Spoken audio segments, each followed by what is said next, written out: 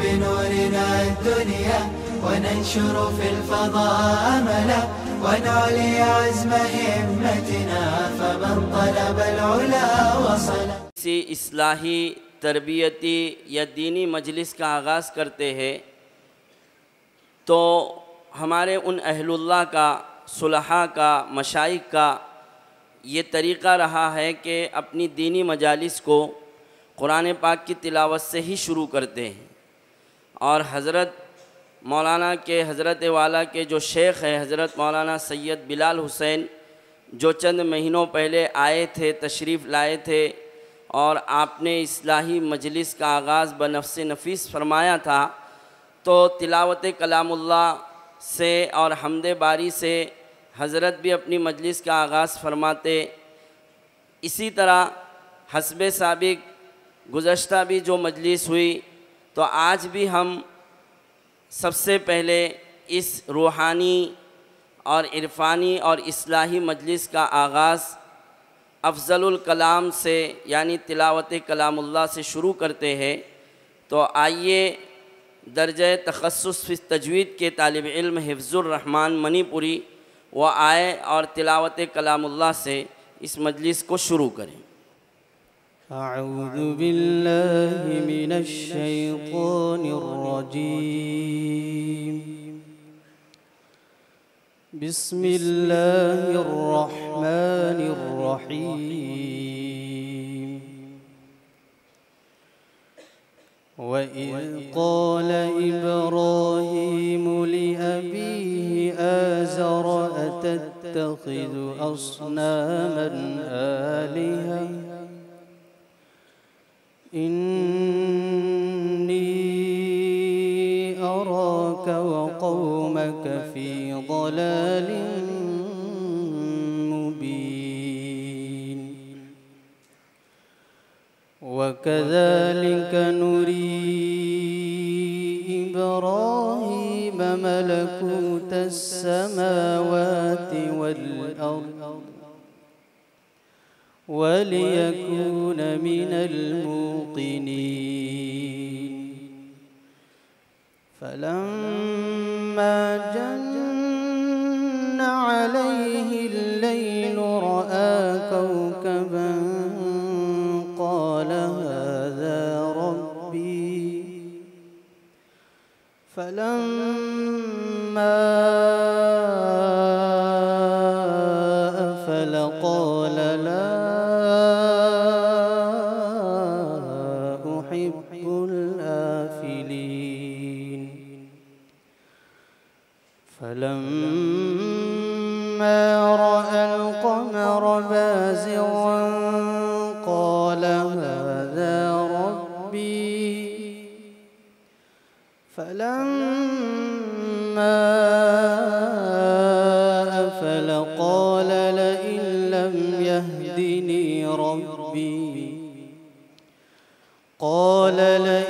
لَّمْ يَهْدِنِي رَبِّي لَأَكُونَنَّ مِنَ الْقَوْمِ الضَّالِّينَ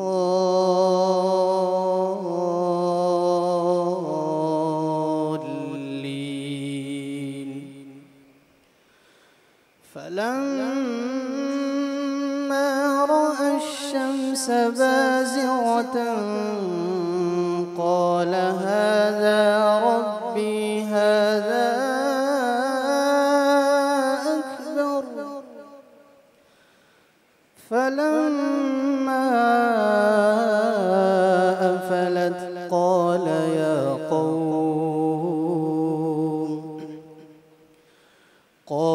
يَا قَوْمِ إِنِّي بَرِيءٌ مِّمَّا تُشْرِكُونَ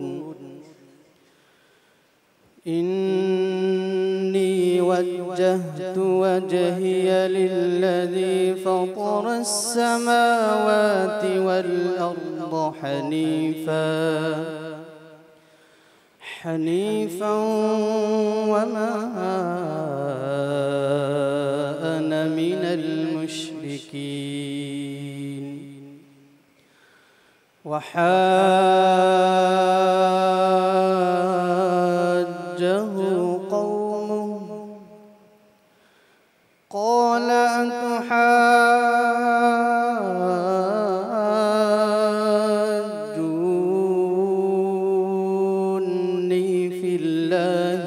قد هدان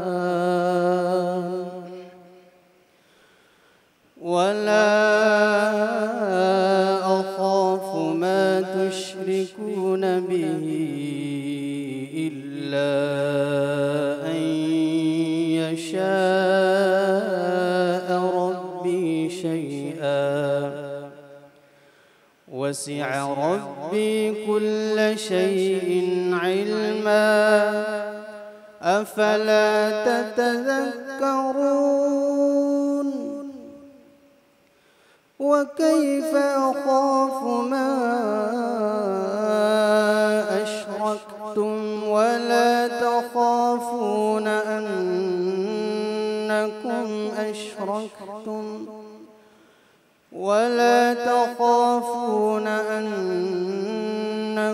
أشركتم بالله ما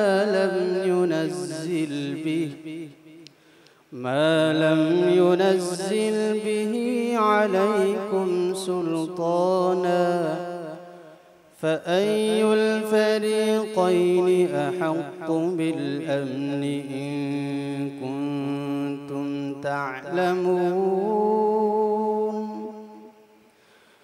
الذين آمنوا ولم يلبسوا إيمانهم بظلم أولئك لهم الأمن وهم مهتدون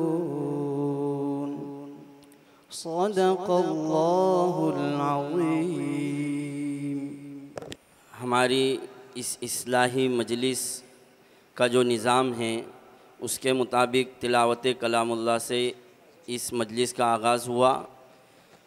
بہت سارے ہمارے ساتھی اور مہمان حضرات باہر یا پیچھے بیٹھے ہیں.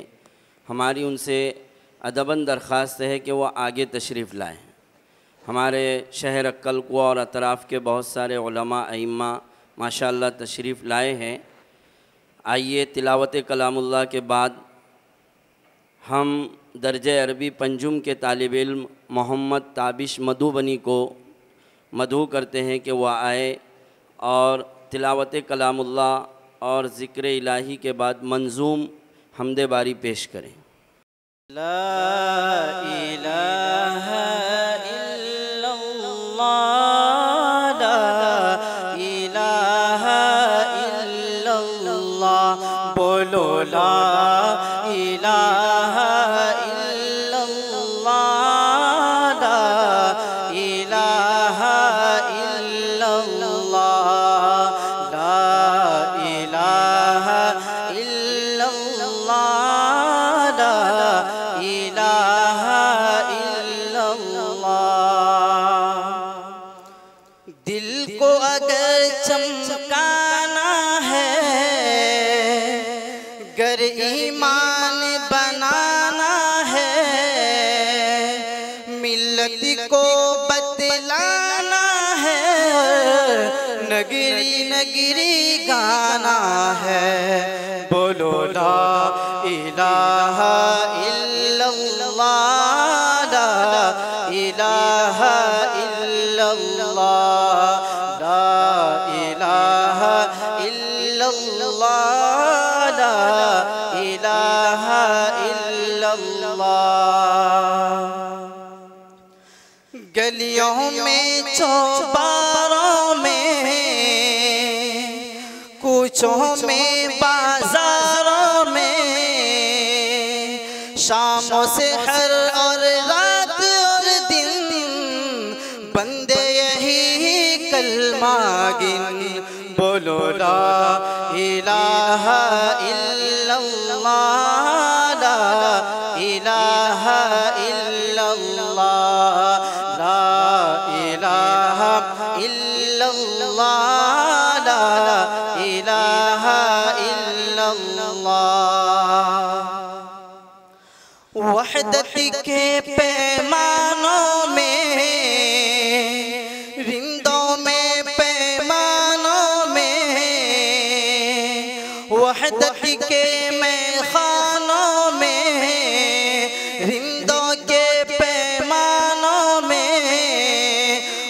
مرشد کے دیوانوں میں دھن ہے یہی مستانوں میں بولو لا الہ الا اللہ لا الہ الا اللہ لا الہ الا اللہ لا الہ الا اللہ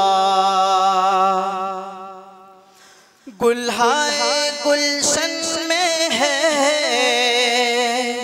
فنکاروں کے فن میں ہے ہر دل کی دھڑکن میں ہے ہر مومن کے من میں ہے بولو لا الہ الا اللہ لا الہ الا اللہ لا الہ الا اللہ لا الہ الا اللہ پرواز و طیاروں میں چھوٹے بڑے سیاروں میں سورج چاند ستاروں میں قدرت کے حسین نظاروں میں بولو لا الہ الا اللہ لا الہ الا اللہ لا الہ الا اللہ لا الہ الا اللہ بالائی میں پستی میں ویرانوں میں بستی میں تو آگ لگا کر ہستی میں کہتا پھر یہ مستی میں بولو لا الہ الا اللہ لا الہ الا اللہ لا الہ الا اللہ لا الہ الا اللہ شوق شہادت دل میں رکھ ذوق عبادت پیدا کر تو حرص دنیا پیچھے ڈال اور حسن شریعت پیدا کر بولو لا الہ الا اللہ لا الہ الا اللہ لا الہ الا اللہ لا الہ الا اللہ بوندوں کی بوچھار میں ہے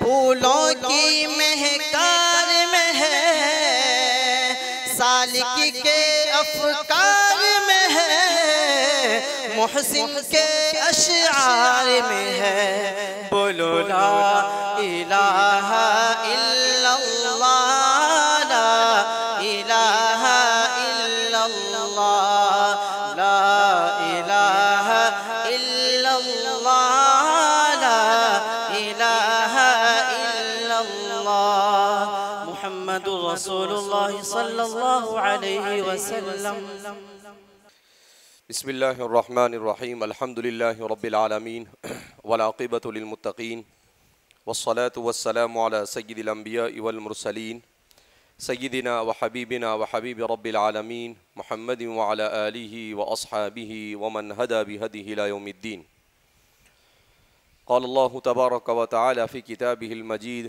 ثم جعلناک على شریعة من الامر فاتبعها ولا تتبع اهواء الذین لا يعلمون هذا بصائر للناس وهدى ورحمة لقوم يوقنون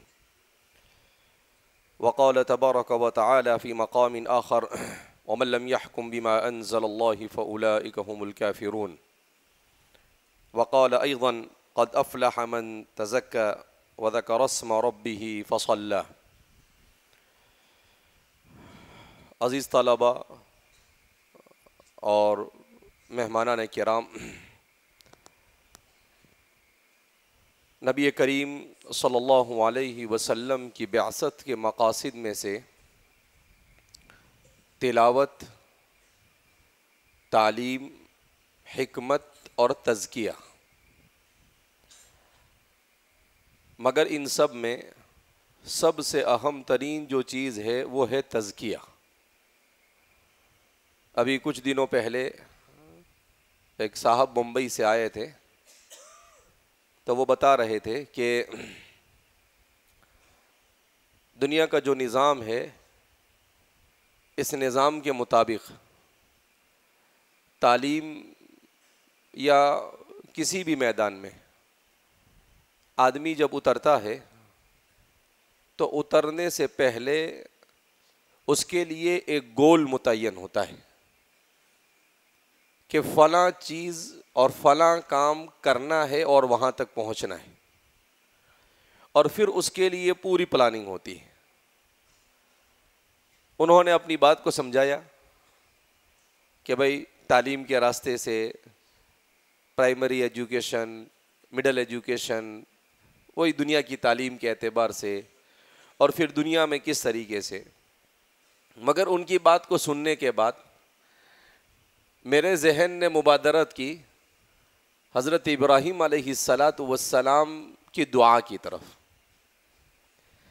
کہ حضرت ابراہیم علیہ السلام نے خانہ کعبہ کی تعمیر کی تجدید کی۔ ابراہیم علیہ السلام خانہ کعبہ کے معمار ہے، مگر معمار ثانی، معمار اول نہیں۔ معمار اول تو کون ہے؟ سیدنا حضرت آدم علیہ السلام۔ ان اول بیت وضع للناس للذی ببکۃ مبارکہ، مکہ مکرمہ کا دوسرا نام ہے بکہ۔ تو حضرت آدم علیہ السلام جب زمین پر آئے تو آدم علیہ السلام کو اللہ رب العزت نے عبادت کا جو مکلف کیا تھا، کیونکہ وما خلقت الجن والانس الا لیعبدون، تو اب وہ عبادت کہاں اور کیسے کرے؟ تو اس کے لیے کعبۃ اللہ کا ہونا کیا تھا؟ ضروری تھا۔ اس لیے آدم علیہ السلام جب زمین پر آئے تو پہلے اپنا گھر نہیں بنایا، پہلے کس کا گھر بنایا؟ اللہ کا گھر بنایا۔ ان اول بیت، اسی لیے قرآن نے کہا نا تاکید کے ساتھ کہ اس میں کسی قسم کا کوئی شک اور شبہ نہیں۔ یہاں پر سائنسدانوں اور فلاسفہ اور عقل پرستوں اور شہوت پرستوں کی طرح صرف سوچ کر بات نہیں کہی جا رہی، بلکہ حقیقت واقعہ کو بیان کیا جا رہا کہ واقعتاً ایسا ہوا۔ آپ نے پڑھا نا، ان کس کے لیے آتا ہے؟ تاکید کے لیے آتا ہے، تاکید کے لیے کہ پکی بات کو بیان تو کہا ان اول بیت وضع للناس للذی ببکۃ مبارکہ، کہ وہ مکہ مکرمہ۔ تو سب سے پہلے حضرت آدم علیہ السلام نے تعمیر کیا، اس کے بعد سیدنا حضرت شیش علیہ السلام، حضرت شیش علیہ السلام کے بعد سیدنا حضرت ادریس علیہ السلام، اور بعض لوگوں نے اور بھی ان کے علاوہ انبیاء کا ذکر کیا ہے۔ اس کے بعد سیدنا حضرت نوح علیہ السلام کی بعثت ہوتی ہے۔ حضرت نوح علیہ السلام کے زمانے میں طوفان آیا، اور اس طوفان کے اندر میں سب بہہ گیا۔ ایسا طوفان تھا کہ آج کی سائنس نے بھی اس بات کو تسلیم کیا ہے کہ دنیا میں کسی زمانے میں ایسا طوفان آیا کہ پوری دنیا، یہاں تک کہ پہاڑ بھی پانی میں ڈوب گئے تھے، یہاں تک کہ پہاڑ بھی پانی میں کیا ہو گئے تھے؟ ڈوب گئے تھے۔ آثار ان کو ایسے نظر آئے۔ تو وہ ہے طوفان نوح۔ اس طوفان نوح کے وقت کعبۃ اللہ یہ ڈھا گیا، یعنی زمین بوس ہو گیا، اس لیے کہ ظاہر سی بات ہے پانی شدت کے ساتھ آئے، اور پانی کی اس شدت نے، اتنا پانی تھا کہ اتنے بڑے بڑے پہاڑ بھی پانی میں کیا ہو چکے تھے؟ ڈوب چکے تھے۔ اسی لیے قرآن کریم نے کہا حضرت نوح علیہ السلام کی کشتی کہاں رکی؟ جودی پہاڑ پر، پہاڑ کے اوپر رکی وہ۔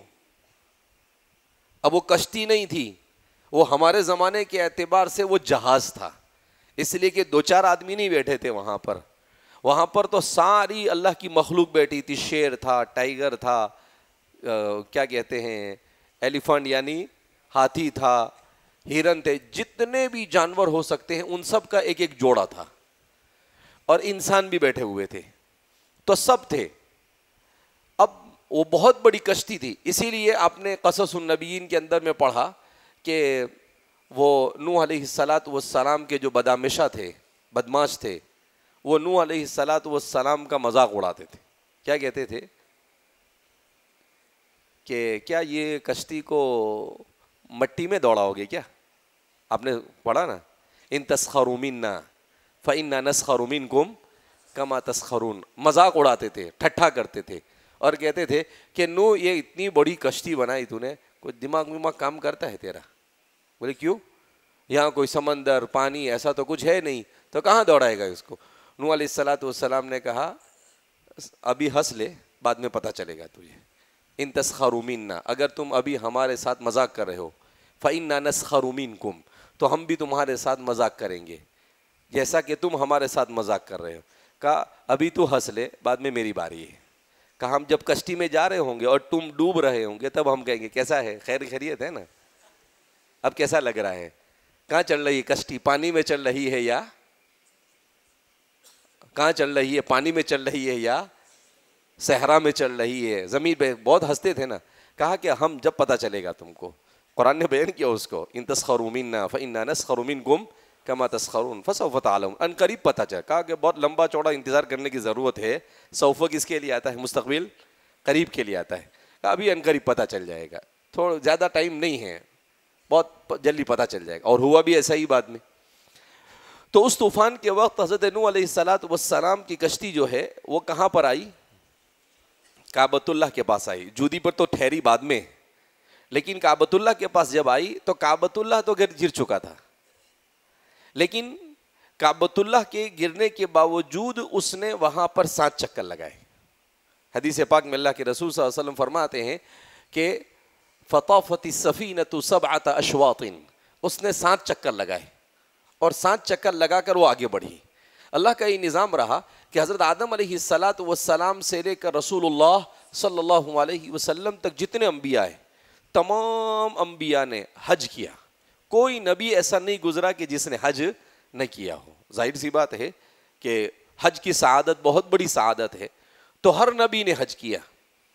تو نوح علیہ السلام کے ساتھ جو ایمان لائے تھے، جو بچ گئے تھے، ان کو طواف نہیں کر سکتے تھے، وہاں سے گزر رہی تھی وہ کشتی، تو وہیں پر کیا کیا؟ کشتی کے ذریعے سے طواف کیا. خیر، اب وہ اس کے بعد حضرت ابراہیم علیہ السلام کا زمانہ ہے. اب ابراہیم علیہ السلام کو بھی تو کرنا تھا نا سب، تو کعبۃ اللہ تو تھا نہیں، تو کیسے کرے؟ تو اللہ رب العزت کی پلاننگ، اللہ نے کیسے پلاننگ کی کہ حضرت سارہ کو اولاد نہیں ہوئی. حضرت سارہ کو اولاد نہیں ہوئی تو حضرت ابراہیم علیہ السلام نے کس سے نکاح کیا؟ حضرت ہاجرہ سے. حضرت ابراہیم کی پہلی بیوی کا نام کیا ہے؟ سارہ. تو سارہ کو اولاد نہیں ہوئی تو پھر حضرت ابراہیم نے کس سے نکاح کیا؟ حضرت ہاجرہ سے. حضرت ہاجرہ سے جب آپ کا نکاح ہوا تو حضرت ہاجرہ سے آپ کو حضرت اسماعیل پیدا ہوئے. جب حضرت اسماعیل پیدا ہوئے تو اسماعیل علیہ السلام کے پیدا ہونے کے بعد وہ جب ابھی پیدا ہوئے اور کچھ ہی دن ہوئے تھے، دودھ پی رہے تھے وہ، کہ اللہ رب العزت نے حضرت ابراہیم علیہ السلام سے کہا کہ ابراہیم اپنے بیوی اور یہ شیرخوار بچے کو جاؤ چھوڑ کر آؤ. کہاں چھوڑ کر آؤ؟ جہاں پر اللہ کا گھر بنانا. ابھی گھر تھا نہیں، وہ تو کچھ بھی نہیں تھا وہاں پر. کہا چھوڑ کر آؤ، ہم جہاں بولے وہاں چھوڑ کر آؤ، کیونکہ وہ جگہ وہ تو جنگل تھا، بیابان تھا، کچھ تھا ہی نہیں وہاں پر. وادی تھی. وادی کس کو کہتے ہیں؟ 2 پہاڑیوں کے درمیان جو جگہ ہوتی ہے اسے کیا کہا جاتا ہے؟ وادی کہا جاتا ہے. تو حضرت ابراہیم علیہ السلام نے چھوڑ دیا. اب یہ ابراہیم علیہ السلام کا مجاہدہ تھا. ابراہیم کہاں سے چل کر آئے تھے معلوم؟ ابراہیم علیہ السلام چل کر آئے تھے کہاں سے؟ بابل سے، عراق میں واقع ہے. آج بھی حضرت ابراہیم علیہ السلام کا گھر کے آثار یہ عراق کے اندر میں واقع ہے. ہمارے ایک دوست ہے، پچھلے 2-3 سال سے کہتے ہیں ہمیشہ کہ یار مولانا آپ چلو عراق، وہاں کے حالات اچھے، اب حالات کچھ بہتر ہوئے. میں نے کہا کیوں؟ کہا وہاں حضرت ابراہیم علیہ السلام کی جو تہذیب تھی، تہذیب بابل، دنیا کی سب سے پہلی تہذیب کہا جاتا ہے. انہوں نے قانون بنایا تھا جس کو حماروبی قانون کہا جاتا ہے، دستور حماروبی. وہ کہا جاتا ہے کہ دنیا کا سب سے پہلا دستور اور کانسٹیٹیوشن ہے جو انسانوں نے بنایا. تو وہاں سے چلے اور کہاں آئے؟ مکہ مکرمہ. ابھی مکہ تھا وادٍ غیر ذی زرع، ایسی وادی تھی جہاں پر کوئی گھاس پھوس تھا، غیر ذی زرع یعنی کوئی زرع اس میں تھی نہیں، بالکل ریگستان تھا، ریگستان کی پہاڑی تھی، نہ پانی نہ درخت. جب پانی نہیں تو درخت کا سوال نہیں پیدا ہوتا ہے، کچھ نہیں تھا. اب اللہ نے حکم دیا تو آپ لے کر آئے. راستے میں حضرت ہاجرہ پوچھتی ہے کہ ابراہیم کہاں لے کر جا رہے ہو؟ کہا کہ چلو تو صحیح ساتھ میں. تیسری بار کہا کہ میں آپ کو لے کر جا، اللہ کا حکم ہے. کہا اللہ کا حکم ہے تب کوئی حرج نہیں. ہاجرہ تھی نا. کون تھی وہ؟ حاجرت. دوسرے کوئی ہوتی عورت تو کیا کہتی کہ بھائی برابر ہے، اللہ نے بولا لیکن کہاں بولا وہ تو پوچھو. دوسری کوئی عورت ہوتی ایسا بولتی نا کہ بھائی برابر اللہ نے بولا لیکن پوچھو تو صحیح کہاں جانے کا ہے. لیکن نہیں، اللہ کے نبی خلیل اللہ کی بیوی تھی نا، تو وہ بھی بہرحال خلیل اللہ کی بیوی بھی خلیل اللہ کی صحبت میں رہ کر خلیل اللہ جیسی ہو گئی تھی. کوئی سوال نہیں. کہا اللہ نے کہا تب تو اللہ ضائع نہیں کرے گا، اللہ یزینا، تب تو اللہ ہمیں ضائع نہیں کرے گا. اب آئے، چھوڑ دیا وہاں پر، جانے لگے تو کہا کہ بھائی آپ کہاں جا رہے ہو؟ کہا اللہ نے ایسا بولا چھوڑ کر آ جاؤ. تو کہا اچھا ٹھیک ہے کوئی بات نہیں، اللہ نے کہا ہے نا ٹھیک ہے. اب ایسا نہیں کہا انہوں نے کہ بھائی کچھ ہم کو یہاں جھوپڑی بنا کے دو، کچھ ٹینک کچھ تھوڑا سا کچھ تو کر جاؤ، نہیں پانی ہے نہیں کھانا ہے کچھ نہیں، ایسے ہی چھوڑ کر جا رہے نہیں. یہ عورتوں کے لیے بھی حضرت ہاجرہ کی سیرت کیا ہے کہ اللہ کی اتباع اور رسول کی اتباع ایسی ہو کہ دماغ اور عقل کچھ بھی کہے مگر اللہ اور اس کے رسول نے کہہ دیا، بات کیا ہو گئی؟ ختم ہو گئی. ایک تو شوہر کی اطاعت، دوسرے رسول اور نبی کی اطاعت، اور تیسرے اللہ کی اطاعت. تو کہا کہ اللہ نے کہا کوئی بات نہیں ٹھیک ہے. اب حضرت چھوڑ کر چلے گئے. اب چلے گئے، اس کے بعد پانی وغیرہ کچھ نہیں تھا. تو حضرت اسماعیل علیہ السلام پانی سے کیا ہو گئے؟ پیاس سے بے چینی ہوئی ان کو. چھوٹا سا بچہ ہے، ان کو بھی کھانا نہیں پانی نہیں کچھ نہیں، تو جس کی وجہ سے ان کی چھاتی سے دودھ آنا کیا ہو گیا؟ بند ہو گیا. اس لیے کہ عورت کو بچے کو دودھ پلاتی ہے وہ کب آتا ہے؟ جب وہ خود کھانا کھائے. لیکن ان کے پاس ہی کچھ نہیں تھا تو اب دودھ بھی سوکھ گیا. اب سوکھ گیا تو حضرت اسماعیل رونے لگے. تو اب حضرت ہاجرہ بے چین ہوئی. مگر قربان جائے سیدتنا حضرت ہاجرہ پر کوئی واویلا نہیں کیا، کوئی دھمال نہیں کیا، کچھ نہیں کیا. حضرت ہاجرہ نے کوشش ضرور کی. حضرت ہاجرہ نے کہا کہ اب یہ بچہ ہے، شیرخوار بچہ ہے، تو کیا کرے؟ تو ان کو ایک جگہ پر رکھا جہاں پر اس وقت آب زمزم ہے، وہاں پر رکھا اور رکھ کر وہ پہاڑی پر چڑھ گئی. ادھر پہاڑی پر چڑھی اور دیکھنے لگی کہ کوئی نظر آئے، کوئی آثار نظر آئے. اللہ سے تو دعا کر ہی رہی تھی، لیکن اس کو کہتے ہیں اللہ سے مانگنے کے ساتھ ساتھ اسباب کو اختیار کرنا. ہمارے یہاں پر بہت سارے لوگ کیا ہوتے ہیں؟ توکل علی اللہ. جب کچھ نہیں کرنا ہو تو کیا کہتے ہیں؟ توکل علی اللہ پہ بھروسہ کرو. ابھی اسباب کا اختیار کرنا حضرت ہاجرہ سکھا رہی ہے نا. تو حضرت ہاجرہ ایسی دوڑ کر جاتی ہے بیچاری اور ادھر دیکھتی ہے، اللہ سے دعا بھی کرتی ہے دل میں، اور پھر ادھر چکر کاٹتی ہے، پھر ادھر چکر کاٹتی ہے. اب ان کے جب 7 چکر ہو گئے تو 7 چکر ہونے کے بعد دیکھا تو وہاں پر حضرت اسماعیل علیہ السلام جہاں پر اپنی ایڑیاں رگڑ رہے تھے، اللہ نے حضرت جبریل کو بھیجا. جبریل جا، تو ہماری ہاجرہ بھی پریشان ہے، ہمارا اسماعیل بھی پریشان ہے، جاؤ پانی کا بندوبست کرو. کہا کہ اس کے پاؤں کے نیچے سے پانی نکالو، جاؤ. جب اللہ پر بھروسہ ہوتا ہے اور مقدور پر کوشش ہوتی ہے تب اللہ کی مدد آتی ہے. یہاں تو نہ اللہ پر بھروسہ اور نہ اللہ سے تعلق، کچھ نہیں. اور پھر کیا کہے کہ اللہ کی مدد نہیں آتی. اللہ کی مدد کے لیے یہ سب ضروری ہے. قربانیاں دی جا رہی ہے، قربانیاں دی نا، ابراہیم کی قربانی، اسماعیل کی قربانی، ہاجرہ کی قربانی. اس کے بعد اللہ سے مانگنا، اور پھر اس کے بعد اپنے سے جتنی ہو سکے کوشش کرنا. وہ سب کچھ کرنے کے بعد اللہ رب العزت کی رحمت متوجہ ہوئی. اللہ تو 70 ماؤں سے زیادہ رحم کرنے والا. اللہ کی رحمت متوجہ. کہا ہاں یہ ہے پکے بندے میرے. کہا جاؤ جبریل اسماعیل کی ایڑی کے پاس سے پانی جاری کر دو. وما ذلک علی اللہ بعزیز. اللہ پر کوئی چیز بھاری تھوڑی ہے. اللہ کو پانی کو نکالنے کے لیے اللہ نے ایسا نہیں کیا کہ وہاں پر وہ بورنگ کرنے کا مشین لے کر جاؤ. اللہ نے ایسا نہیں کہا کہ وہاں نہیں، اللہ کو وہ مسبب الاسباب ہے، وہ اسباب کو پیدا کرنے والا ہے. تو اللہ نے کہا کہ جاؤ. اب وہ پانی بہنے لگا. اب جب وہ پانی بہنے لگا تو حضرت 7واں چکر پورا کر کر حضرت ہاجرہ جب وہاں پر پہنچی تو حضرت ہاجرہ نے کہا کہ ارے یہ تو پانی آ رہا ہے. تو حضرت ہاجرہ نے اپنی زبان کے اندر میں اس پانی کو روکنے کی کوشش کی. انسان کو جب کوئی امید نہ ہو اور اچانک کوئی نعمت ملے تو اس کی قدر زیادہ ہوتی ہے نا انسان کو. تو حضرت ہاجرہ نے کہا کہ یار یہ پانی تو نکلا، لیکن کہیں ایسا نہ ہو کہ تھوڑی دیر کے اندر میں یہ پانی کیا ہو جائے، ختم ہو جائے. تو انہوں نے جلدی وہاں پر اس کے آزو بازو میں ریت لگا کر اس کو روکنا شروع کر دیا. اور پھر روکتے ہوئے وہ کہنے لگی زم زم زم زم. ارے بھائی رک رک رک، کہاں جا رہا ہے؟ فسمی زم زم. تو اس کا نام کیا کر دیا گیا. اللہ کے رسول صلی اللہ علیہ وسلم فرماتے ہیں واللہ خدا پاک کی قسم اگر وہ زمزم نہ کہتی اور نہ روکتی تو یہ پانی پوری دنیا میں پھیل جاتا. یہ پانی پوری دنیا میں کیا ہو جاتا؟ پھیل جاتا. لیکن اللہ کو اس کو وہیں پر رکھنا تھا نا. اب پوری دنیا میں پھیل جاتا تو وہاں مکہ جانے کے پانی کے زمزم کا پانی کون لے کر آتا؟ تو سب اللہ کی حکمتیں تھی. اللہ وہ لگتا ہے ایسا ہے کہ سب ایسے ہی اچانک ہو رہا ہے، لیکن ویل پلاننگ کام ہو رہا تھا سب. تو حضرت ہاجرہ نے اس پانی کو روکا. اب پھر اس کے بعد جب حضرت اسماعیل علیہ السلام کچھ بڑے ہوئے تو اسماعیل کے بڑے ہونے کے بعد پھر اللہ رب العزت نے حضرت ابراہیم سے کہا جاؤ تو ذبح کرو ان کو. خواب میں کہا. دوسرا امتحان.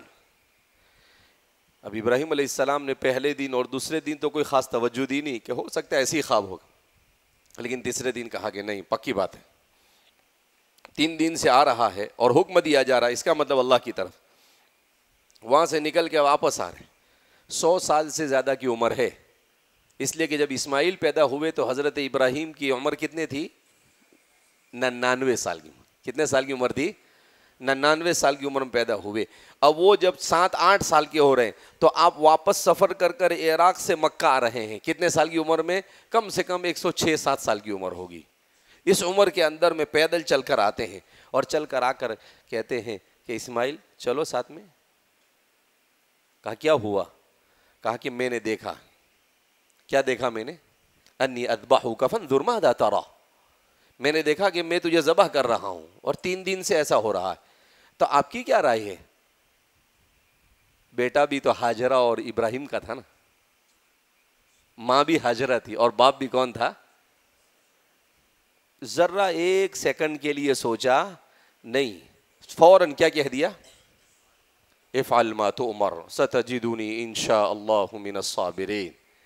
اے میرا ابا، اللہ کی طرف سے آپ کو جو حکم دیا گیا، آپ کو مجھے کاٹنے کو کہا کاٹ ڈالو، کوئی حرج نہیں، میں تیار ہوں. ستجدنی انشاء اللہ من الصابرین. 7 سال کا بچہ ہے، 8 سال کا بچہ، اور کیا بول رہا ہے؟ ستجدنی انشاء اللہ من الصابرین. آپ ان قریب مجھے صبر کرنے والا پاؤ. کہا کہ اگر مجھے کاٹ بھی ڈالو کہ تکلیف تو ہوگی نا. کہا میں واویلا نہیں مچاؤں گا، میں صبر کر لوں گا، کوئی بات نہیں. اللہ کے حکم پر سب کچھ قربان، جان بھی قربان، خواہش بھی قربان، سب کچھ قربان. باپ بھی اسماعیل لے کر چلے. شیطان نے بیچ میں کیا کیا؟ روکنے کی کوشش کی تو آپ نے رک کر شیطان کو بھگ گیا سے. اب ابراہیم خلیل اللہ کو روکنے جاوے، شیطان کی کیا چلے وہاں پر؟ تو ظاہر سی بات ہے. تو 3 جگہ پر اس نے آپ کو روکنے کی کوشش کی. آپ نے تینوں جگہ پر اس کو کیا کیا؟ کنگر سے مار کر بھگے. تو بھاگتا ہے کہ نہیں یہاں سے؟ بیوقوف سمجھتا ہے کیا تو؟ تیرے چنگل میں ہم آنے والے نہیں. وہ دوسرے لوگ جو تیرے چنگل کے اندر میں کیا ہو جاوے؟ پھنس جاوے. ابراہیم پھنسے یہ ممکن ہے نہیں.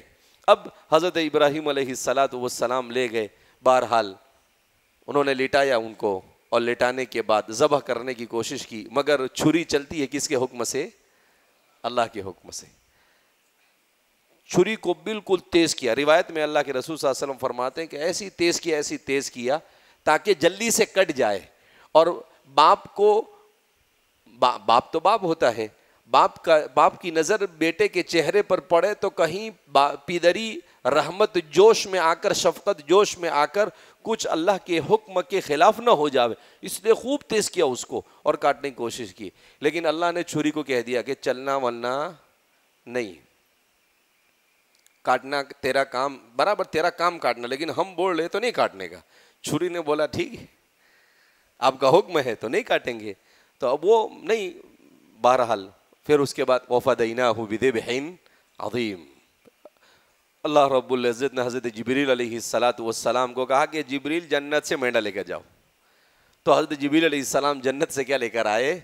مینڈا لے کر آئے.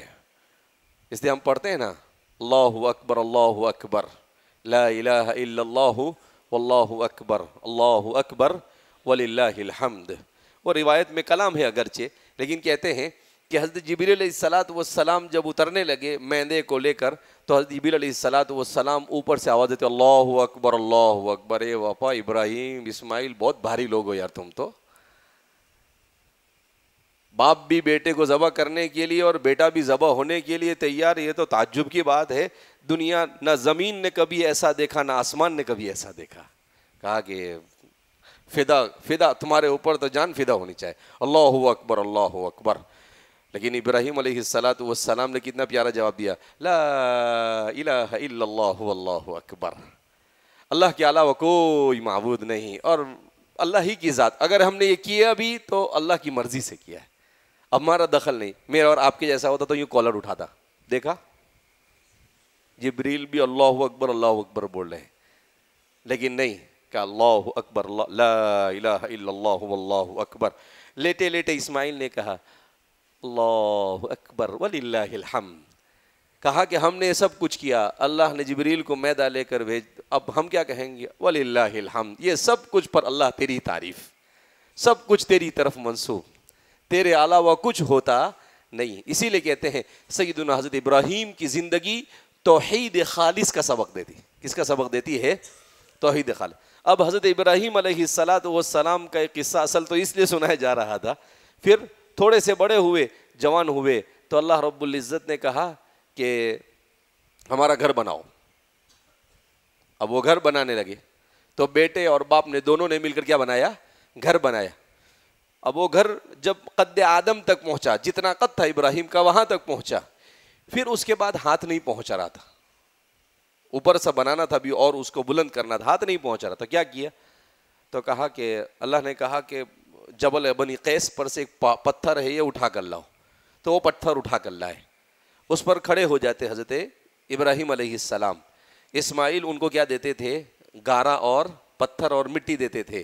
اور اسماعیل علیہ السلام کیا کرتے تھے؟ اس کو ایک معمار بن گئے تھے وہ، تو وہ اس کو ترکیب دیتے تھے اس کی. اب وہ پتھر کے اوپر وہ کھڑے ہو جاتے. اب وہ پتھر جو ہے جیسے ابراہیم کھڑے ہوتے اور اوپر چڑھنا ہوتا تو وہ پتھر آٹومیٹک اوپر ہوتا. نہ کوئی بیٹری تھی نہ کچھ. دنیا نے آج لفٹ دیکھی، اللہ نے ابراہیم کو بغیر لائٹ اور بغیر بیٹری کی لفٹ دے دیا تھا. بغیر بیٹری اور بغیر لائٹ کی کیا دے دیا تھا؟ لفٹ. وہ لفٹ کیسے چلتی تھی؟ صرف ارادے سے چلتی تھی. کس سے چلتی تھی؟ ارادے سے. وہ ایسے ان کو لے کر یوں بلند، جیسے جیسے ابراہیم اوپر ہوتے تھے وہ اوپر، جب انہیں لینا ہوتا تھا تو آٹومیٹک ہو گیا ہوتا تھا، نیچے آتا تھا. پھر آپ ان کے پاس سے لیتے اور پھر اوپر کیا ہو جاتے؟ چڑھ جاتے. اب ایسے میں تو ابراہیم اور اسماعیل کا ایمان اور کیا ہو گیا ہوگا؟ مضبوط ہو گیا ہوگا کہ یہ تو آٹومیٹک یہاں پہ سب چلتا ہے، یہاں تو سب آٹومیٹک کیا ہو رہا ہے؟ چل رہا ہے. تو ان کا ایمان اور مضبوط ہو گیا. تو اس طرح سے قرآن کریم نے اس واقعے تو یہ تجدید کعبہ تھا. تعمیر تو پہلے ہو چکی تھی، یہ تجدید حضرت ابراہیم علیہ السلام نے کی. تو سب سے پہلے جو گھر بنایا گیا وہ اللہ کی عبادت کے لیے، پھر حضرت ابراہیم علیہ السلام نے اس کی تجدید کی. خیر، اب جب وہ تجدید سے فارغ ہوئے تو تجدید سے فارغ ہونے کے بعد پہلے تو اس کو بنا رہے، بناتے بناتے کہتے ہیں ربنا تقبل منا انک انت السمیع العلیم، کہ اللہ قبول کر لینا. اللہ کہہ رہے ہیں، اللہ کی بات کو مان رہے ہیں، لیکن اس کے باوجود بھی یہ ڈر لگ رہا ہے کہ کہیں اللہ کی طرف سے قبول نہ ہو، ایسا نہ ہو. تو کہہ رہے ہیں ربنا تقبل منا ربنا تقبل منا ربنا تقبل منا. اے اللہ ہمارے یہاں تو کیا کر لے قبول. ہمارے یہاں تو تھوڑا سا کچھ اچھا سا کام کر لیتا ہے آدمی تو کیا سمجھ لیتا ہے جنت الفردوس پکی. جنت الفردوس کیا ہو گئی ہے؟ پکی. اپنے کو تو جنت ملنے جو والی. ایسے نہیں بولا بھائی. ابراہیم کہہ رہے ہیں ربنا تقبل، اتنی ساری قربانی کے بعد بھی کیا کہہ رہے ہیں؟ ربنا تقبل منا.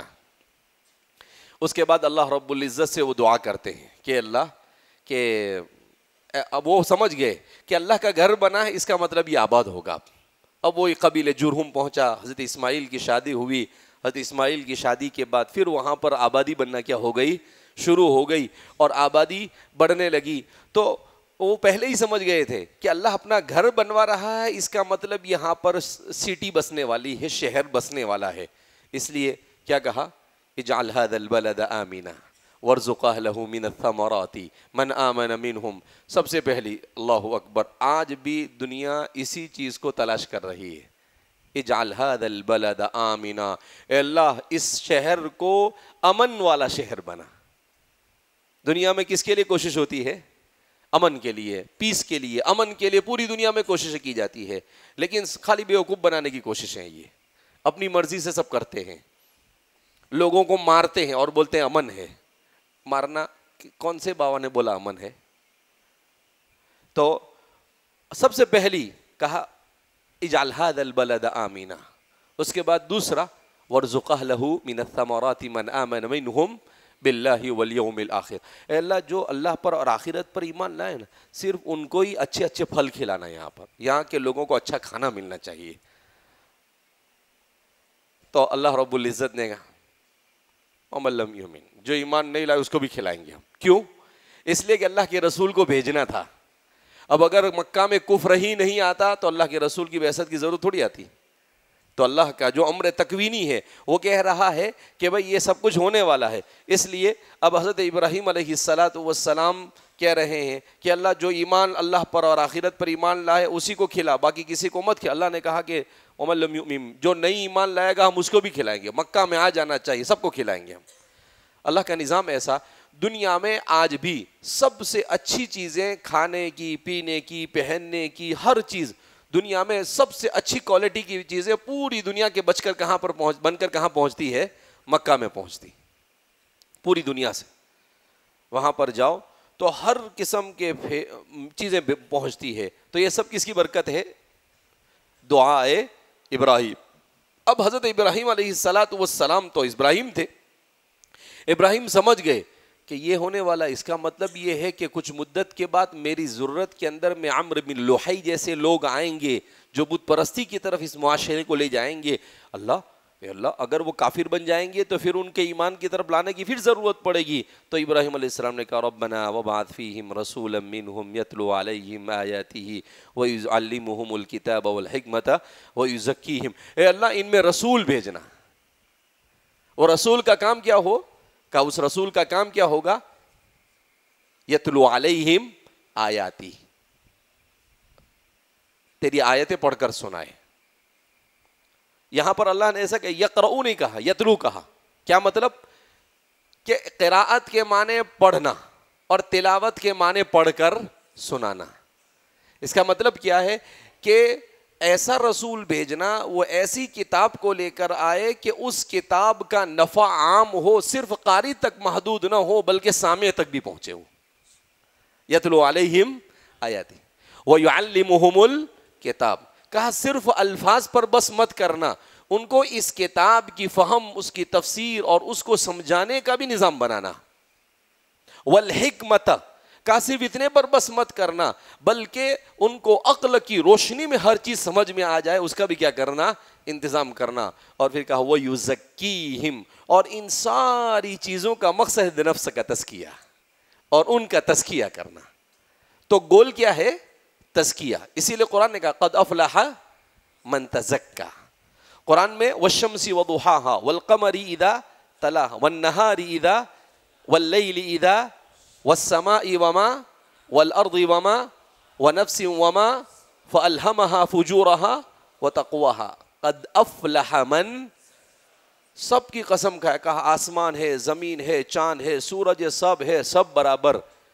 ان سب کی قسم کھانے کے بعد اللہ نے کہا ان ساری چیزوں کے مقابلے میں اللہ کے نزدیک اگر کوئی سب سے اہم چیز ہے تو قد افلح من زکاہا، کامیاب ہو گیا وہ جس نے اپنے نفس کا تزکیہ کیا. تو نفس کا تزکیہ، حضرت مولانا طارق جمیل صاحب نے بیان میں کہتے ہیں اللہ 8 بڑی بڑی چیزوں کی قسم کھانے کے بعد کہتے ہیں قد افلح من زکاہا. میں ان ساری بڑی بڑی چیزوں کی قسم کھا کر کہتا ہوں وہی کامیاب ہوگا جو اپنے نفس کا تزکیہ کرے گا. جو نفس کا تزکیہ نہیں کرے گا وہ کامیاب ہو سکتا، چاہے وہ عالم ہو چاہے وہ کوئی بھی ہو. تو فرمایا کہ نفس کا تزکیہ یہ انسان کی زندگی کا سب سے اہم حصہ ہے. نفس کا تزکیہ جب ہو جاتا ہے تو انسان کا عقیدہ بھی درست ہو جاتا ہے.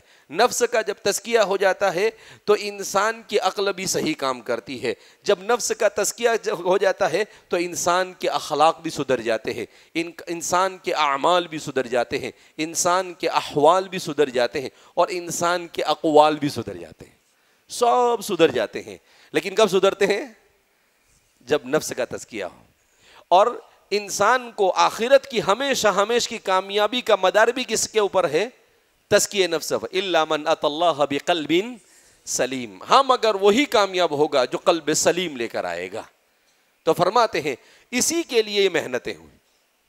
ہمارے علماء کو اللہ جزائے خیر عطا فرمائے جنہوں نے یہ مدارس شروع کیے. یہ مدارس میں یہ سارے مقاصد یتلو علیہم ویعلمہم والحکمت ویزکیہم. تزکیہ بھی حضرت شیخ الہند رحمۃ اللہ علیہ وہ فرماتے ہیں کہ میں نے ایک دن خواب میں دیکھا کہ ایک کہنے والا دیوبند کے بالکل بیچوں بیچ کھڑے ہو کر مجھے کہتا ہے در مدرسہ خانقاہ دیدیم, در مدرسہ خانقاہ دیدیم. میں نے تو مدرسے کے اندر خانقاہ دیکھی. مدرسے کے اندر کیا دیکھی؟ خانقاہ. تو فرمایا اس کی تعبیر یہ ہے کہ یہ ایسا ادارہ ہے جس ادارے میں تعلیم, تبلیغ, تزکیے میں سے کسی کو کسی سے الگ نہیں کیا گیا. اسی لیے حضرت شیخ الاسلام حضرت مولانا تقی عثمانی صاحب وہ فرماتے ہیں کہ ایک زمانے میں دارالعلوم دیوبند کا حال یہ تھا کہ دارالعلوم میں چپراسی سے لے کر محتمیم تک اور محتمیم سے لے کر دربان تک ہر ایک اللہ کا ولی ہوا کرتا تھا. ہر ایک اللہ کا ولی ہوتا. کہا کہ جو کیا کرتا تھا, گھنٹی بجاتا تھا.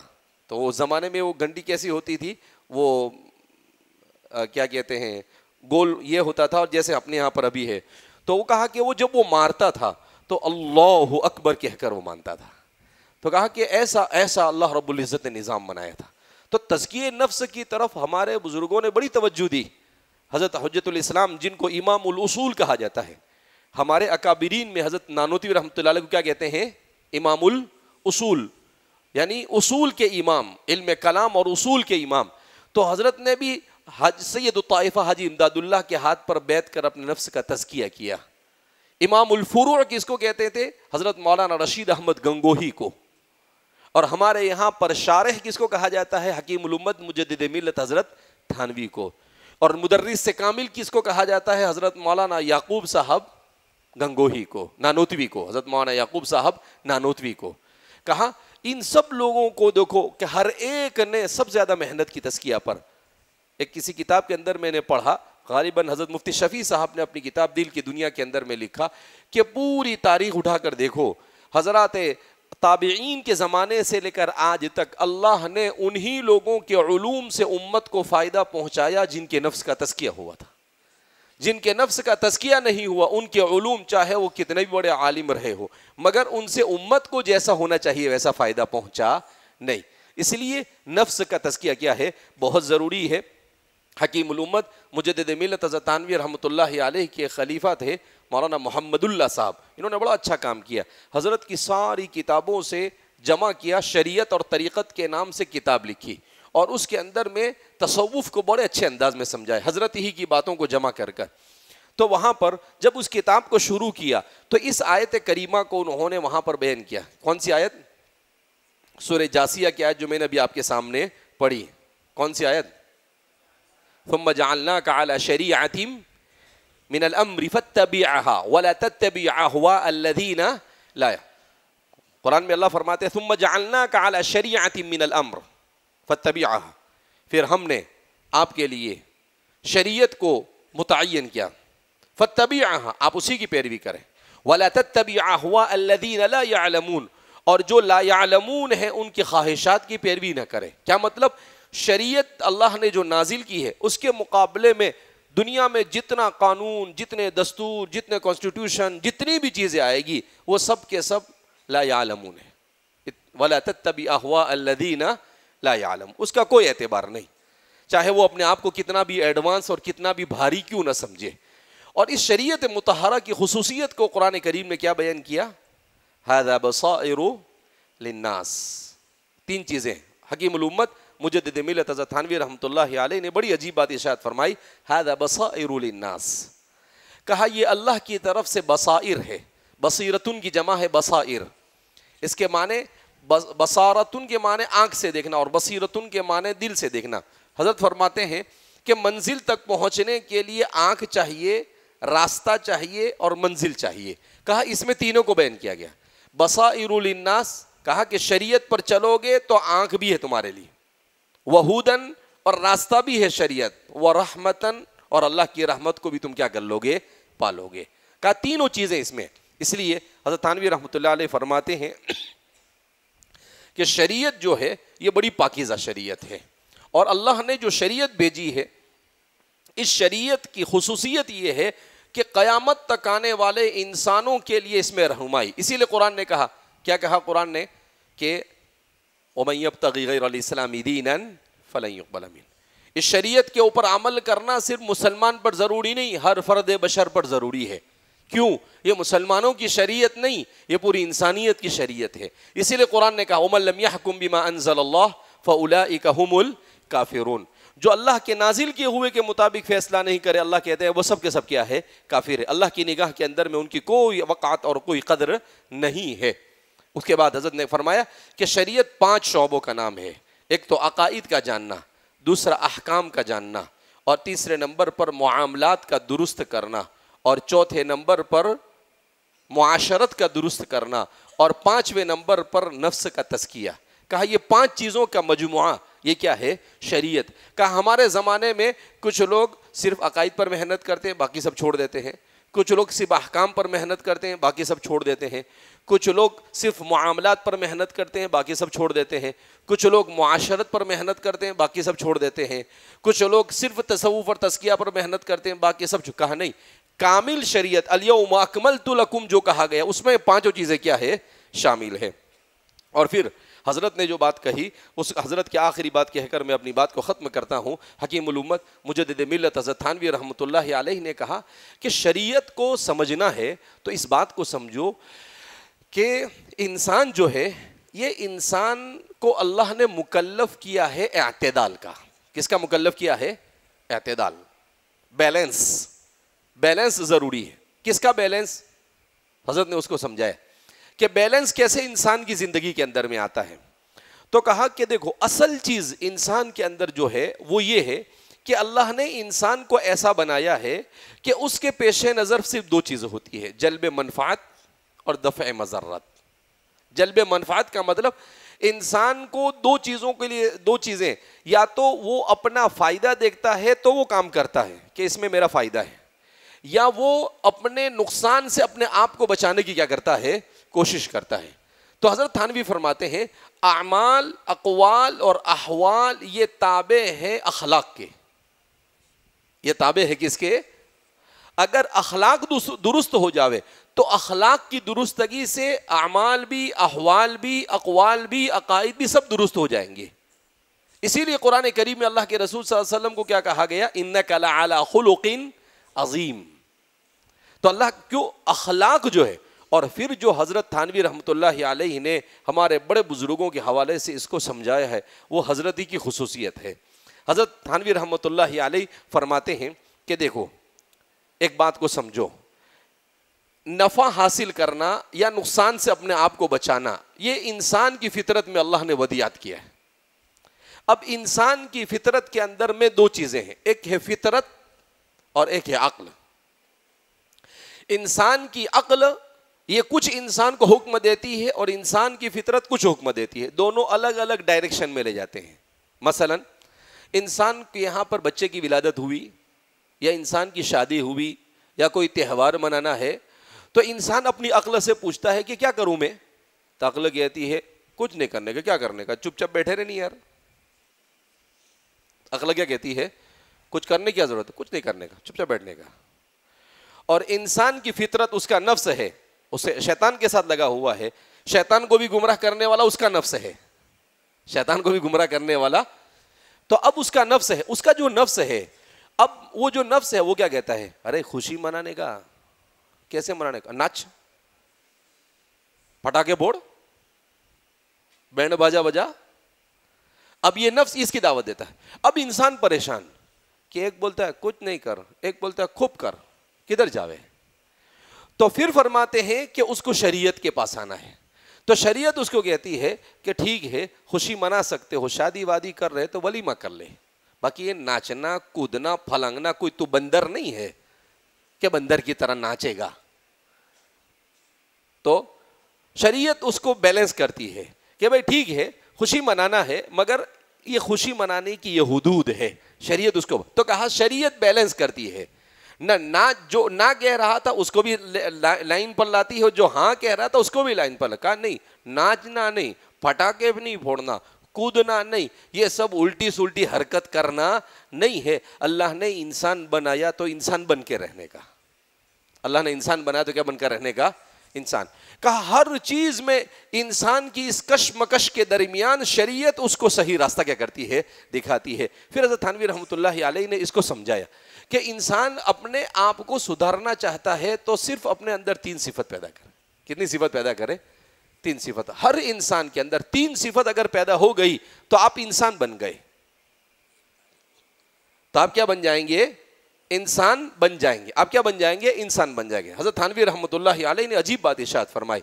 حضرت تھانوی رحمۃ اللہ علیہ فرماتے ہیں کہ نفع حاصل کرنا اور نقصان سے اپنے آپ کا دفاع کرنا، ان دونوں چیزوں کے لیے ضرورت ہے کہ کوئی ایسی طاقت اور قوت انسان کے پاس ہو جو سمجھ سکے کہ دنیا اور آخرت کا نفع کیا ہے اور دنیا اور آخرت کا نقصان کیا ہے.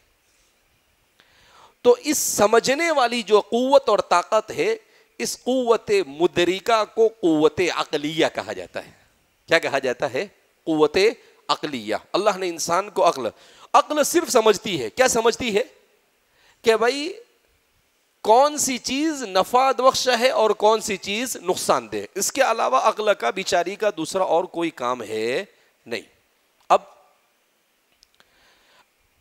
اس کے بعد انسان کے اندر میں ایک دوسری طاقت ہے جو انسان کا صرف نفع دیکھ کر اس کی طرف لپکتی ہے. نفع دیکھ کر اس کی طرف کیا کہتی ہے؟ لپکتی ہے. اس کو کہا جاتا ہے قوت شہویہ. کیا کہتے ہیں اس کو؟ قوت شہویہ. اس کو جہاں نفع نظر آئے کہ بھئی یہاں پر یہ چیز 10 روپے میں لو 50 روپے میں بکے گی، تو کوئی چھوڑے گا؟ نہیں چھوڑے گا. تو یہ جو شہویہ ہے یہ کیا ہے؟ قوت شہویہ ہے. ایک کوئی آدمی اعلان لگائے کہ آئس کریم بک رہی ہے، 10 روپے والی آئس کریم 5 روپے میں، تو سب ٹوٹ پڑتے گے نہیں؟ سب کیا کرتے ہیں؟ اس کے اوپر ٹوٹ پڑتے ہیں کہ بھئی سستے میں مل رہی، اس کا مطلب اپنا کیا ہے؟ نفع ہے. تو یہ قوت شہویہ. تو قوت شہویہ کو کھینچنے کے لیے دنیا میں مارکیٹنگ ہوتی ہے، دنیا میں ایڈورٹائزنگ جو ہوتی ہے نا، اس میں کیا ہوتا ہے؟ انسان کی قوت شہویہ کو کھینچتے ہیں. ایڈورٹائز میں وہی کہتے ہیں نا کہ اس کو کھاؤ تو ایسا ہوتا ہے. یوروپ کے اندر میں کیا ہوا، کوئی ایک ڈرنک آتی ہے پینے کی، مجھے ذہن میں نہیں اس کا نام اس وقت، اس کی ایڈورٹائز آئی. اس کی ایڈورٹائز کیسی بنائی کمپنی والے نے؟ ایسی ایڈورٹائز بنائی کہ وہ پیے اور پی کر ہوا میں اڑنے لگا. پی کر ہوا میں کیا ہونے لگا؟ تو ایک آدمی نے اس کو خریدا اور خرید کر اس نے بھی پیا اور کوشش کیا تو ہوا میں نہیں اڑا. تو اس نے کمپنی کے خلاف مقدمہ دائر کر دیا. کمپنی کے خلاف کیا داخل کر دیا کہ بھئی یہ کمپنی دھوکہ کر رہی ہے. کہا کیا دھوکہ کر رہی؟ اس نے ایڈورٹائز میں ایسا بتایا کہ اس کو پینے کے بعد انسان ہوا میں اڑتا ہے. میں تو 5 بوتل پی گیا لیکن میں تو اڑ ہی نہیں رہا ہوں. اس کا مطلب یہ ہے کہ جھوٹ اور دھوکہ ہے. لہذا اس کمپنی نے میرے ساتھ دھوکہ کیا ہے، اس کمپنی کو سزا ہونی چاہیے. تو جج نے پوچھا بات تو صحیح ہے. کہا کہ چلو پیو. اس نے پیا اور کہا دیکھو اڑاؤ. کہا نہیں اڑا ہے. کہا برابر جھوٹ ہے. کہا کہ اب اس کو دھوکہ کیا اس نے میرے ساتھ. کہا کیا چاہیے آپ کو؟ کہا $5 ملین چاہیے. کتنے چاہیے؟ تو جج نے کہا اس کو $5 ملین دیا جائے، اس لیے کہ اس نے اس کے ساتھ کیا کیا ہے؟ دھوکہ کیا ہے. تو یہ جتنی بھی ایڈورٹائز ہوتی ہے نا، جیسے ہم دیواروں پر دیکھتے ہیں ادھر ادھر، یہ سب کے سب قوت شہویہ کو کھینچنے کے لیے کہ انسان کو بڑھا چڑھا کر نفع بتاتے ہیں. کیا بولے؟ پانی پیے تو پیاس نہیں بجھتی، یہ پیے تو پیاس نہیں بجھتی، 7 اپ پیو تو پیاس بجھ جاتی ہے. بالکل بیوقوف بنانے کے دھندے ہیں. جبکہ یہ 7 اپ بیمن اپ جتنی چیزیں ہیں یہ انسان کے لیے زہر ہے. ایک 7 اپ کی بوٹل کے اندر میں 7 چمچ شکر ہوتے ہیں. کتنے چمچ؟ 7. اس کو پینے سے انسان کے اندر میں انسان کا معدہ خراب ہوتا ہے. حضرت مولانا طارق جمیل صاحب بڑی اچھی بات کہتے ہیں. مولانا طارق جمیل صاحب ایک جگہ پر کہتے ہیں کہ یہاں تک کھاتا ہے اور کھانے کے بعد بولے کھانا ہضم ہوتا ہے, تو کھانا ہضم کرنے کے لیے کیا کرتا ہے؟ پیپسی, 7 اپ اور ان چیزوں کو کیا کرتا ہے؟ پیتا ہے. اور پینے کے بعد جب ڈکار آتی ہے تو بولے ہضم ہو گیا. تو مولانا بڑا اچھا جملہ بولتے ہیں. مولانا کہتے ہیں ارے بے وقوف تیرا ستیہ ناز ہو, تیرا ہضم نہیں ہوا, تیرے پیٹ کا ناس ہو گیا. کیوں؟ کہا وہ جو ڈکار آئی وہ ہضم ہونے کی ڈکار نہیں ہے, اس میں کاربن ڈائی آکسائڈ ہے. اس میں کیا ہے؟ کاربن ڈائی آکسائڈ ہے. آپ بھی سائنس پڑھ رہے ہیں نا, اب تو ماشاءاللہ ہوشیار ہو گئے ہمارے بچے بھی. تو اس کے اندر میں کاربن ڈائی آکسائڈ ہے. اب یہ کاربن ڈائی آکسائڈ جو ہے یہ پوری دنیا کے اندر میں اس کی ضرورت انسان کو کتنی ہے؟ اونلی 1%. اب اس میں وہ کاربن ڈائی آکسائڈ ہے اور آپ کاربن ڈائی آکسائڈ کو پی رہے ہیں, اور وہ کاربن ڈائی آکسائڈ کی وجہ سے آپ کو ڈکار آ رہی, کھانا ہضم ہونے سے آپ کو ڈکار آ رہی نہیں ہے, لیکن آپ بیوقوف بن رہے ہیں. بہرحال تو حضرت تھانوی رحمۃ اللہ علیہ فرماتے ہیں کہ قوت شہویہ جو ہے وہ انسان کا نفع جہاں دیکھتی ہے وہاں لپکتی ہے. جہاں نفع دیکھا لپکتی ہے. آپ دیکھیں گے نیٹ ورک مارکیٹنگ والے اور جتنے بھی لوگ لوگوں کو بیوقوف بناتے ہیں تو یہ بڑی بڑی باتیں کرتے ہیں. آپ 5 روپے انویسٹ کرو, ابھی 2 دن کے اندر میں آپ کے 50 روپے ہو جائیں گے. کوئی رکاما بیٹھا ہے تیرے واسطے پیسے لے کے, تیرے کو 5 روپے کے 50 روپے کرے گا, لیکن انسان بیوقوف بن جاتا ہے. وہی قوت شہویہ. تو کہا یہ جو قوت شہویہ ہے یہ انسان کے نفع کو تلاش کرتی ہے, چاہے دنیا کا نفع ہو چاہے آخرت کا نفع ہو. اور تیسری قوت جو انسان کو اللہ نے عطا فرمائی ہے وہ قوت کس کو کہتے ہیں؟ اس کو قوت دفاعیہ کہتے ہیں. قوت دفاعیہ, اس کا دوسرا نام کیا ہے؟ قوت غضبیہ. کیا مطلب؟ کہ انسان کا ڈیفینس کرتی ہے وہ, کہ کوئی نقصان ہو رہا ہے تو نقصان سے اپنے آپ کو کیسے کیا جائے؟ بچایا جائے, وہ اس کے لیے. اب یہ تینوں قوتیں انسان کے اندر میں اللہ نے ودیعت کی. کہا ان تینوں قوت پر اگر انسان کنٹرول کرنا چاہے تو شریعت کے بغیر کنٹرول نہیں کر سکتا ہے. شریعت کے بغیر کنٹرول نہیں کر سکتا. تو ان تینوں کے اوپر کنٹرول کرنے کے لیے شریعت آتی ہے. اب کیا ہوتا ہے؟ کہا انسان اگر اپنی عقل کو استعمال کرتا ہے اور اپنی عقل کو ضرورت سے زیادہ استعمال کرتا ہے, ضرورت سے زیادہ, یعنی اللہ ایک ہے, فرشتے ہیں, جنت ہے, جہنم ہے, اس کو کسی نے دیکھا ہے؟ نہیں دیکھا. جب نہیں دیکھا ہے تو اس میں انسان اگر اپنی عقل چلائے گا تو کچھ سمجھ میں آئے گا؟ نہیں سمجھ میں آئے. اس کائنات کو کس نے بنایا, کب بنایا, کیسے بنایا, انسان کو کب بنایا, کس نے بنایا, کیسے بنایا, یہ سوال ایسے ہیں. کیا انسان نے کسی نے دیکھا کبھی؟ یہ نہیں دے. یہ سارے سوال کے جواب کون دیتا ہے؟ اللہ دیں گے. کون؟ کس کا؟ اللہ کو. لیکن انسان اپنی عقل سے اس کو تلاش. تو حضرت تھانوی رحمۃ اللہ علیہ فرماتے ہیں اس کو جذبرہ کہا جاتا ہے, اس کو افراط عقل کہتے ہیں. کیا کہتے ہیں اس کو؟ افراط عقل. اپنی عقل کا جہاں نہیں استعمال کرنا ہے وہاں پر بھی استعمال کر رہا ہے. کہا جتنے بھی سائنسداں ہوتے ہیں اور جتنے بھی فلاسفہ ہوتے ہیں یہ بیمار ہوتے ہیں جذبرہ کے. یہ سب کیا ہوتے ہیں؟ اپنے آپ کو ایڈوانس سمجھتے ہیں, لیکن ان سے بڑا بیوقوف کوئی ہوتا نہیں ہے. دوسرا, انسان کی عقل کے اندر میں جو تفریق پیدا ہوتی ہے, انسان کی عقل میں کیا پیدا ہوتی ہے؟ تفریق پیدا ہوتی. کیا مطلب؟ کہ انسان اپنی عقل کو استعمال ہی نہ کرے. انسان اپنی عقل کو استعمال ہی نہ کرے, ایسے ہی بیٹھا رہے چپ چاپ, حضرت والا کچھ نہیں کرتے. تو پھر اس کو کیا کہتے ہیں؟ حضرت تھانوی رحمۃ اللہ فرماتے ہیں اس کو سفاہت کہتے ہیں. اس کو کیا کہتے ہیں؟ سفاہت.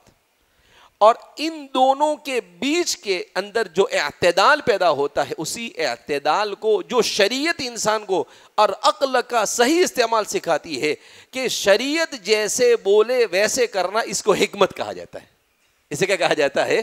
حکمت کہا جاتا ہے. تو اب کہا کہ آپ کو جذبرہ بھی نہیں اختیار کرنا ہے, صفاحت بھی اختیار نہیں کرنا ہے, اور بیچ کے راستے میں چلنا ہے, تو اس سے آپ کے اندر حکمت پیدا ہوگی. اس لیے جتنی حکمت بھری باتیں ہمارے علماء کہتے ہیں اتنی حکمت بھری بات دوسرا کوئی کہہ سکتا کچھ بھی ٹھوکٹم کرتے لوگ. دوسرے لوگ جو ہوتے ہیں انہم یٹھمٹھکونا, صرف ٹھوکم ٹھک کرتے, کوئی ان کی بات میں دم وم ہوتا نہیں ہے. اب اس کے بعد انسان کے اندر میں دوسری جو چیز ہے وہ کیا ہے؟ قوت شہویہ، قوت اب قوت شہویہ میں جب افراط ہوتا ہے، کیا مطلب؟ انسان شریعت سے بے لگام ہو کر قوت شہویہ کو استعمال کرتا ہے تو یہ حلال اور حرام کی تمیز نہیں کرتا ہے. کیا مطلب؟ اس کے نزدیک بیوی اور غیر بیوی دونوں برابر ہوتے ہیں، اس کے نزدیک حلال اور حرام دونوں برابر ہوتے ہیں. کا پیسہ ملنا چاہے حلال طریقے سے آوے کہ حرام طریقے سے آوے، میرے کو تو پیسہ چاہیے. اپنی آنکھ کا استعمال چاہے غلط دیکھوں چاہے صحیح دیکھوں، موبائل میں میرے کو تو کچھ بھی دیکھنے کو چاہیے. تو یہ کیا ہے؟ اس کو افراط شہوت کہتے ہیں. اس کو کیا کہتے ہیں؟ افراط شہوت. افراط شہوت کا جو یہ مرض ہے اس کو کہا جاتا ہے فسق اور فجور. اس کو کیا کہتے ہیں؟ فسق اور فجور. جب شہوت کا افراط ہوتا ہے تو انسان فسق اور فجور کے اندر مبتلا ہوتا ہے، انسان گناہوں کے اندر بھاگتا ہے اور حلال اور حرام کی تمیز کے بغیر زندگی گزارتا ہے. اور دوسرا ہے تفریط. شہوت کے اندر میں تفریط پیدا ہوتی. کیا مطلب شہوت میں تفریط کا؟ انسان اپنی شہوت کا بالکل ہی استعمال نہ کرے، اس کو جمود پیدا ہوتا ہے اس سے.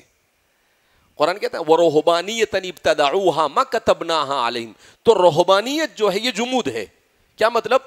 کہ انسان اپنی شہوت کو استعمال ہی نہ کرے. کیا مطلب؟ کہ حضرت اتنے بڑے صوفی کوڈے بن گئے کہ کچھ نہیں کرنے کا، کچھ بھی نہیں، بالکل نہیں، یعنی اس کے اندر میں کوئی جذبہ ہی نہیں پیدا. اگر اللہ علیاذ باللہ کوئی شریعت کو بھی گالی دے تب بھی حضرت کے اوپر کوئی فرق پڑے نہیں. کہ اس کو جمود کہتے ہیں. کہ یہ بھی نہیں ہونا چاہیے.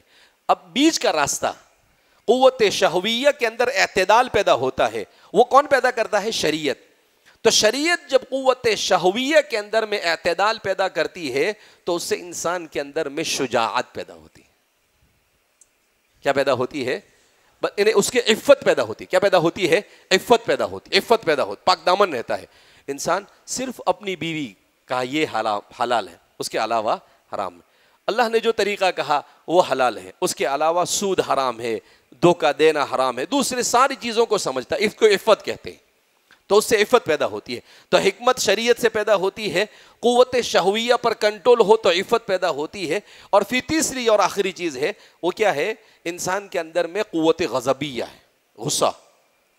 انسان کو غصہ آتا ہے اپنا ڈیفینس کرنے. اللہ نے اگر انسان کو غصہ نہ دیتا تو انسان ڈیفینس ہی نہ کرتا. تو اس کو کہا جاتا ہے افراط قوت غضبیہ کا نام ہے تہور. کیا نام ہے اس کا؟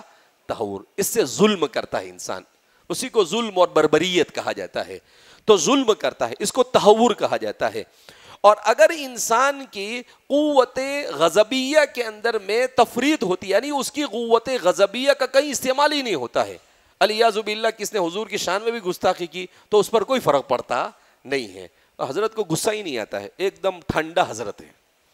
تو انسان کے اندر میں قوت غضبیہ تو قوت غضبیہ جب اس میں افراط ہوتا ہے تو انسان ظلم کرتا ہے، لوگوں پر زیادتی کرتا ہے، گالی گلوچ، لڑائی جھگڑا، بیوی کے ساتھ جھگڑا، گھر والوں کے ساتھ، گاؤں والوں کے ساتھ، پڑوسیوں کے ساتھ، کلاس کے ساتھی کے ساتھ، ماں باپ کے ساتھ، سب کے ساتھ جھگڑا کرتا ہے. تہور کی صفت اس کے اندر پیدا ہوتی ہے.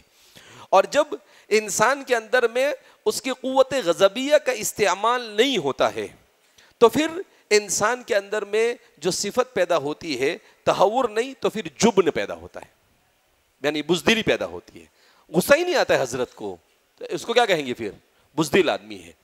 اور اس کے بیچ کا جو راستہ ہے وہ ہے شجاعت، یعنی شریعت کے مطابق غصے کو. اسی لیے حضور نے کہا لیس الشدید بالسرعہ انما الشدید الذی یملک نفسہ عند الغضب. پہلوان وہ نہیں جو کسی کو پچھاڑ دے، پہلوان وہ ہے جو اپنے غصے پر کنٹرول کرے. تو یہ غصے پر کنٹرول شریعت سے ہوتا ہے. تو اب حضرت تھانوی فرماتے ہیں کہ میں خدا پاک کی قسم کھا کر کہتا ہوں، اگر آپ اپنے اندر اپنی عقل کو، اپنی شہوت کو اور اپنی قوت غضبیہ ان تینوں کو شریعت کے تابع کرو گے تو تین صفت پیدا ہوگی آپ کے اندر: حکمت، عفت اور شجاعت. اور یہ تین چیز آپ کے اندر پیدا ہو گئی تو کہاں آپ بن گئے انسان. تو آپ کیا بن گئے؟ انسان. اسی لیے حضرت پھر کہتے ہیں تو شیخ شدی، تو شیخ شدی، تو عارف شدی، تو ہما شدی. کہ تو شیخ بھی ہو گیا، عارف بھی ہو گیا، تم ہو گیا، لیکن انسان نہ شدی. سب کچھ ہو گیا مگر تیرے اندر انسانیت پیدا ہوئی نہیں. حضرت تھانوی فرماتے ہیں کہ سب بننا آسان ہے، انسان بننا سب سے مشکل کام ہے. انسان بننا کیا ہے؟ سب سے مشکل کام ہے۔ بہرحال اللہ رب العزت ہم سب کو صحیح معنی میں انسان بننے کی کیا عطا فرمائے، توفیق عطا فرمائے۔ مولانا بلال صاحب کا اصرار رہتا ہے کہ بھئی مہینے میں آپ کے ایک مجلس ہونی چاہیے تاکہ اصلاح کی باتیں طلبہ کے سامنے اور سب کے سامنے آئے۔ تو وہ بار بار فون کر بولتے رہتے ہیں، سفر میں رہتے ہیں، تو میں نے کہا کہ ٹھیک ہے کریں گے۔ پچھلے 15 دن سے مسلسل وہ کہہ رہے تھے، تو میں نے کہا ٹھیک ہے حضرت یہ ہفتے انشاءاللہ میں عقل کو میں ہوں تو میں آپ کا حکم ہے تو یہ مجلس اصلاحی مجلس ہم کہا کہ بھائی اس وقت اس چیزوں کی بہت ضرورت ہے کہ امت کو نفس اور اس کے تزکیے کے بارے میں بتایا جائے۔ حکیم الامت حضرت تھانوی رحمۃ اللہ علیہ فرماتے ہیں انسان کی اصلاح کا ایک ہی طریقہ ہے اور وہ ہے کسی بزرگ سے بیعت ہو کر اپنی اصلاح کے لیے اپنی باطنی بیماریوں کو ان کے سامنے پیش کرنا۔ اس کے علاوہ انسان کی اصلاح نہیں ہو سکتی ہے۔ شیخ الاسلام فقیہ اللہ حضرت مولانا تقی عثمانی صاحب حضرت فرماتے ہیں کہ انسان گناہ کرتا ہے نا، بہت سارے گناہ ایسے ہوتے ہیں جو اس کے اور اللہ کے درمیان ہی ہوتے، کسی کو پتہ ہوتا نہیں ہے۔ تو کہا اب انسان چاہتا بھی ہے کہ گناہ چھوڑ دے مگر چھوٹتے نہیں ہیں، تو کیا کرے انسان؟ تو حضرت نے فرمایا کہ اس کا یہ طریقہ ہے کہ اللہ سے دعا کرے کہ اللہ میں فلاں گناہ میں مبتلا ہوں، اے اللہ مجھ سے یہ گناہ چھوڑوا دے، اور اے اللہ اگر یہ گناہ نہیں چھوٹتا ہے تو میں تو آپ سے دعا مانگ رہا ہوں، اب اس کے بعد بھی نہیں چھوٹے اے اللہ تو میں کیا کر سکتا ہوں؟ تو حضرت نے عجیب بات لکھی، کہا کہ اس کے بعد بھی اگر وہ گناہ آپ کی کوشش کے بعد بھی نہیں چھوٹے گا تو ہو سکتا ہے اللہ قیامت کے دن اس پر مواخذہ نہ کرے، لیکن کہا 99% چانس یہ ہے کہ آپ روزانہ اگر یہ دعا کریں گے تو اللہ آپ سے وہ گناہ کیا کر دے گا؟ چھوڑوا ہی دے گا۔ بہرحال اس لیے ہمارے بزرگوں کا طریقہ رہا، میں نے کہا کہ ہم پوری دنیا میں گھومیں لیکن اس بات کو دیکھا کہ اللہ نے ہمارے علماء دیوبند کو موفق من اللہ بنایا، انہوں نے قرآن کو، حدیث کو، شریعت کو، فقہ کو، اصول فقہ کو، منطق کو، فلسفہ کو، ہر ایک کو سمجھا اور سمجھایا، لیکن سب سے بہتر ان کے سامنے اگر کوئی چیز تھی تو وہ تھا تزکیہ نفس، اپنے نفس کا تزکیہ۔ لہذا ہم میں سے ہر ایک کو اس کی کیا کرنی چاہیے؟ فکر کرنی چاہیے۔ ہر ایک اپنے نفس کے تزکیے کی فکر کرے گے بھائی انشاءاللہ، اور اپنے آپ کو گناہوں سے بچانے کی کیا کرنی چاہیے؟ کوشش کرنی چاہیے، اور اللہ ہم سب کو اخلاص کے ساتھ اپنے دین کی خدمت کے لیے قبول فرمائے۔ اللہم صلی علی سیدنا و نبینا و شفیعنا و سندنا و مولانا محمد وبارک وسلم۔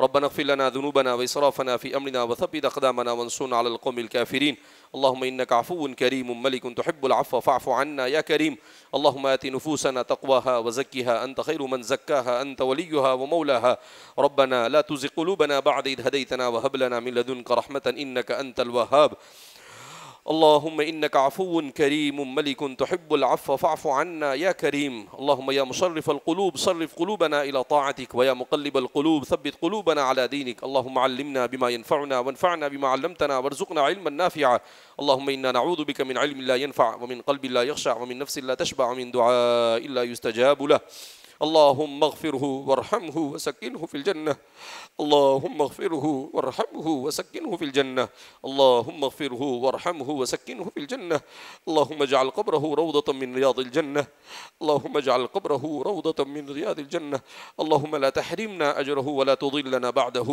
اللهم لا تحرمنا أجره ولا تضلنا بعده اللہ ہمارے گناہوں کو معاف فرما، ہماری خطاؤں کو معاف فرما، ہماری لغزشوں کو درگزر فرما، اے اللہ ہمیں اصلاح قلب اور تزکیہ نفس کی توفیق عطا فرما، اے اللہ رذائل سے ہماری حفاظت فرما، فضائل کو اپنی زندگی میں جگہ دینے کی توفیق مرحمت فرما، اے اللہ ہمارے ان تمام طلباء اور حاضرین کی جائز تمناؤں کو پورا فرما، اے اللہ سب کو علم نافع کی برکت سے مالا مال فرما، اے مولا کریم ہمیں حکمت، عفت اور شجاعت اپنے اندر پیدا کرنے کی توفیق مرحمت فرما، اے مولا کریم جہالت سے، سفاہت سے، جذبرہ سے، اے اللہ تہور سے، جمود سے، فسق سے، فجور سے، اے مولا کریم اے اللہ جبن سے ہماری حفاظت فرما، اے اللہ تمام مہلک ظاہری اور باطنی بیماریوں سے ہماری حفاظت فرما، اے مولا کریم تیری رضامندی والے راستے پر چلنے کی توفیق مرحمت فرما، تیری ناراضگی والے راستے سے ہماری حفاظت فرما، اے اللہ ہم نے جو مانگا عطا فرما، جو مانگنے سے رہ گیا وہ عطا فرما، ہم نے اپنے اعتبار سے مانگا تو اپنے شائن نشان عطا فرما،